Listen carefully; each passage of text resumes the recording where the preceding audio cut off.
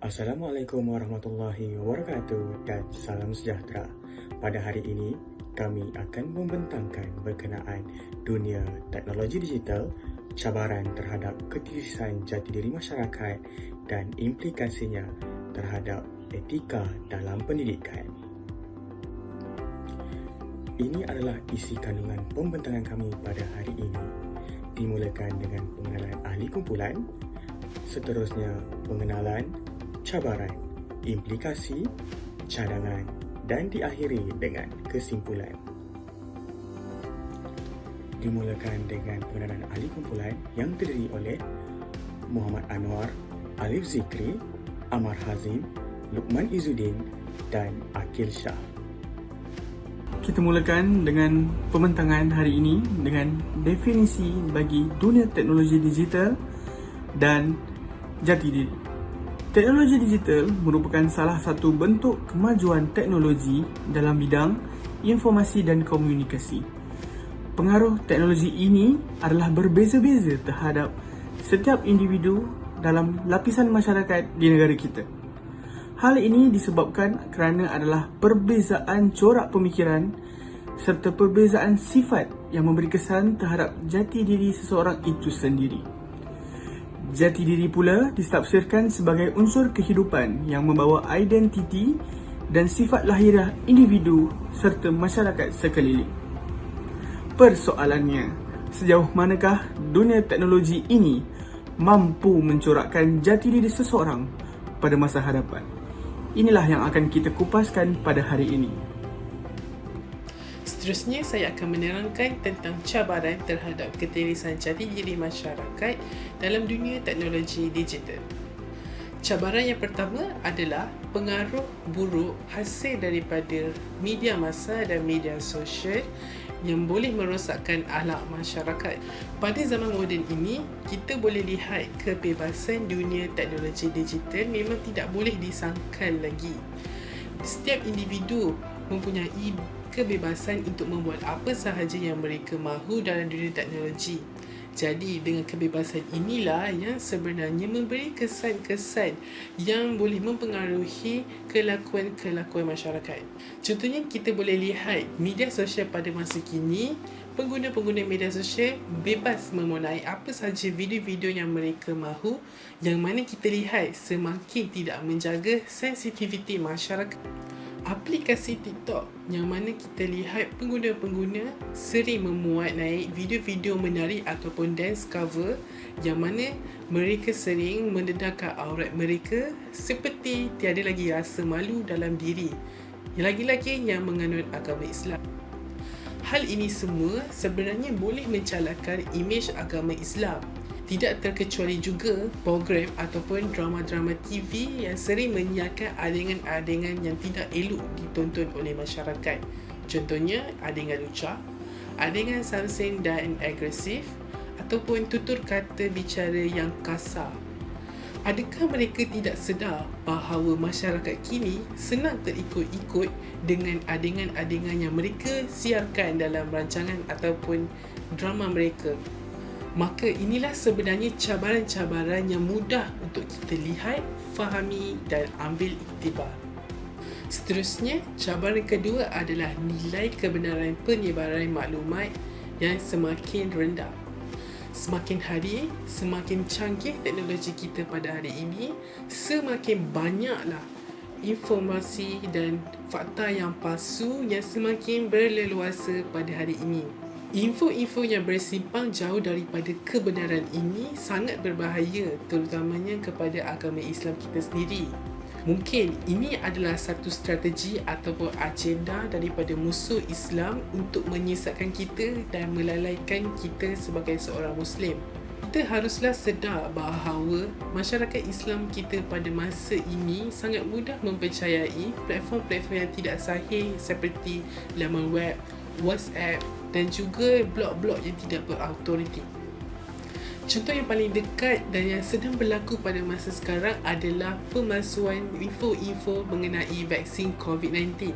Bermacam-macam info yang tidak betul yang tersebar di WhatsApp sekarang. Ada yang berkata vaksin ini sebenarnya boleh membawa maut. ada yang berkata vaksin ini sebenarnya mahu mengurangkan populasi masyarakat Islam, dan tidak terkecuali juga ada yang menyebarkan tips-tips yang mengarut tentang vaksin COVID-19 ini. Jadi, ini adalah satu senario mengenai cabaran dunia teknologi pada masa kini. Golongan-golongan tua ataupun yang berumur, kita lihat senang mempercayai rantaian-rantaian mesej daripada sebenarnya mempercayai dengan doktor-doktor ataupun pakar-pakar yang bertauliah yang telah mengkaji tentang vaksin COVID-19 ini. Maka, kita haruslah sedar bahawa perkara ini boleh merosakkan akidah masyarakat. Jadi, pesanan khidmat masyarakat daripada saya, tak pasti, jangan kongsi. Seterusnya, saya akan membentangkan implikasi ataupun kesan teknologi digital terhadap etika dalam pendidikan. Pertama sekali adalah etika ketika dalam kelas atau kuliah. Dari segi implikasi positifnya adalah kuliah pada zaman teknologi digital kini boleh dilakukan secara virtual, iaitu pelajar dan mahasiswa boleh belajar di mana-mana sahaja kita berada dengan persiapan yang lengkap untuk belajar tanpa menghadiri kelas secara fizikal. Akan tetapi, implikasi negatifnya adalah terdapat beberapa pelajar dan mahasiswa yang tidak fokus ketika dalam kelas. Contohnya, mereka baring, memandu ataupun berjalan-jalan ketika kelas atau kuliah virtual sedang berlangsung. Ini disebabkan oleh pelajar dan mahasiswa tidak merasai suasana kelas fizikal dan tidak merasai suasana belajar apabila berada di rumah. Seterusnya, etika yang kedua adalah etika berpakaian ketika dalam kelas. Dari segi implikasi positifnya adalah pelajar dan mahasiswa bebas berpakaian ketika menghadiri kelas secara virtual. Akan tetapi, pakaian perlulah yang sopan, kemas dan menutup aurat walaupun berada di rumah. Dari segi implikasi negatifnya, terdapat beberapa pelajar dan mahasiswa tidak menutup aurat. Ini mungkin kerana mereka merasakan bebas dari sebarang undang-undang yang ditetapkan ketika dalam kelas secara virtual. Ini kerana keberadaan mereka di rumah membuat mereka rasa bebas untuk melakukan sesuatu perkara. Seterusnya, etika yang ketiga adalah etika menghormati masa orang lain.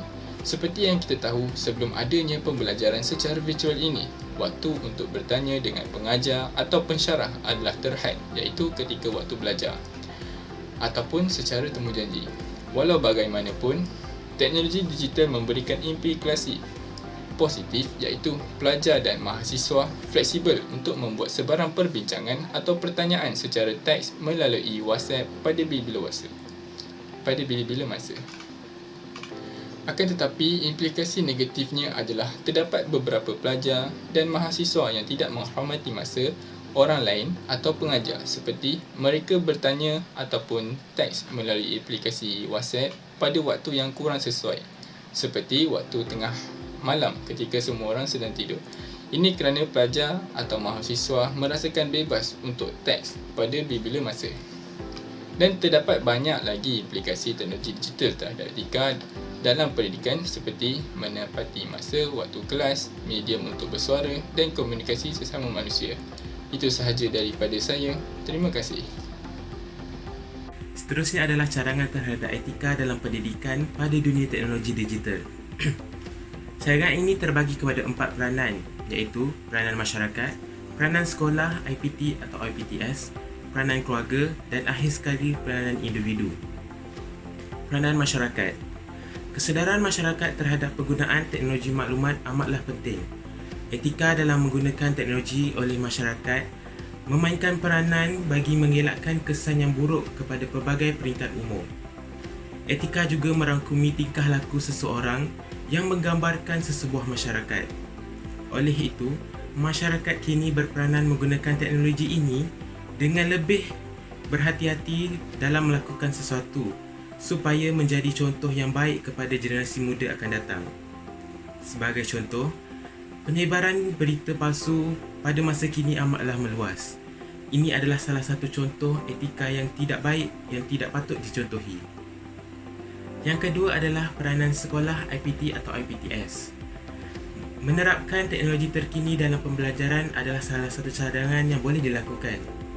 Pada masa kini, teknologi adalah salah satu peranti yang amat penting dalam apa jua perkara yang kita lakukan, khususnya ketika negara mengalami wabak COVID-19 ini.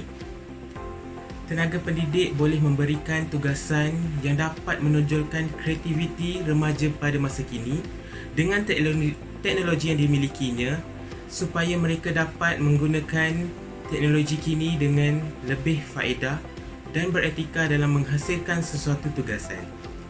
Seterusnya, cadangan dari peranan keluarga ialah di mana ibu bapa lebih proaktif pada era teknologi maklumat. Penglibatan yang lebih proaktif dalam kalangan ibu bapa demi memantau aktiviti anak-anak mereka dalam menggunakan teknologi dan media sosial pada era dunia tanpa sepadan. Ini kerana ia mampu memberikan kesan terhadap etika mereka. Dan akhir sekali, cadangan dari aspek individu pula ialah keseimbangan kehidupan di antara penggunaan teknologi dan aktiviti harian. Kehidupan seseorang di antara aktiviti harian dan penggunaan teknologi perlulah seimbang.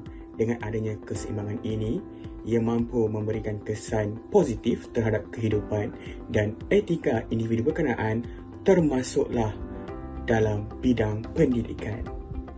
Setelah kita dengar kupasan yang telah dibentangkan sebentar tadi, secara kesimpulannya, teknologi digital pada masa kini mempunyai pro dan kontra bergantung kepada individu yang mengaplikasikan teknologi ini untuk kelangsungan proses pendidikan jati diri masing-masing. Kepelbagaian maklumat yang dapat diakses perlulah digunakan dengan sebaik mungkin untuk memastikan teknologi ini digunakan dengan cara yang betul. Justru itu, setiap lapisan masyarakat, tidak kira sama ada keluarga, masyarakat atau individu itu sendiri, perlulah mengambil berat terhadap penggunaan teknologi digital ini bagi membentuk jati diri yang mulia pada masa akan datang, insya-Allah. Sekian, itu sahaja pembentangan kami untuk hari ini. Semoga memberi manfaat untuk anda semua yang mendengarnya. Segala yang baik datang daripada Allah dan segala yang buruk datang daripada kami. Saya sudahi pembentangan ini dengan wabillahi taufik wal hidayah. Wassalamualaikum warahmatullahi wabarakatuh.